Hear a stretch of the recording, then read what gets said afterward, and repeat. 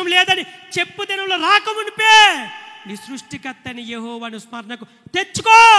దుర్దినాలు ఒకటి ఉన్నాయి, bad days ఒకటి ఉన్నాయి. అవన్నీ నువ్వు ఎదుర్కోబోతున్నావంటే ఇప్పుడే నీ దేవుడైన సృష్టికర్తని ఎరుగో. ఈరోజు దేవుని ప్రేమ చులకన అయిపోయిందండి చాలామందికి. ఈరోజు దేవుని క్షమాపణ చులకన అయిపోయిందండి. నిజం చెప్పాలంటే ఈరోజు రోజు ప్రార్థనే, రోజు ఉపాసలే. ఏముందిలే పాస్టర్ గారికి పని ఏముందిలే, వాళ్ళకేముందిలే. కానీ రోజు రాబోతుంది, ఈ గ్రంథం కాలబోతుంది, గ్రంథాలు దొరకని రోజు, సువార్త మీటింగ్స్ లేని రోజులు, కనీసం చర్చిలు కూడా ఆరాధించుకోలేని పరిస్థితులు, కుటుంబాల్లో మోకరించాలన్నా పిక్కుమని భయపడే రోజులు రాబోతున్నాయి. కానీ ఈ కాలాన్ని ఎవడైతే సద్వినియోగం చేసుకుంటాడో వాడు ధన్యుడండి. చప్పట్లు కొట్టి దేన్ని అమ్మాయింపచ్చు. అందుకుని అంటాడు, యెహోవా దొరుకు కాలమందు ఆయనను వెదకండి. ఎందుకు దొరకమంటే ఓ రోజు ఉందే.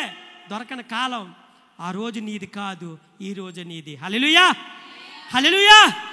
నువ్వు తిన్నగా బతకాలి. నీ చూపు ఎటు చూస్తున్నావు, నీ వంకర బుద్ధులు ఎటు చూస్తున్నాయి, నీ ఆలోచనలు ఎలాగున్నాయి, నీ తలంపులు ఎలాగున్నాయి, నీ ద్వంద్వ మనసులు ఎలాగుంది. అందుకుని అన్నాడు, నేను ద్విమనసులని ద్వేషించుతున్నాను.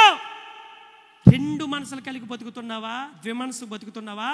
ఆత్మీయుల మధ్య ఆత్మీయతను, భక్తిహీనుల మధ్య భక్తిహీనతను ఎక్కడ వేసే అడుగు అక్కడ వేసేస్తూ సాగెత్తున్నావా?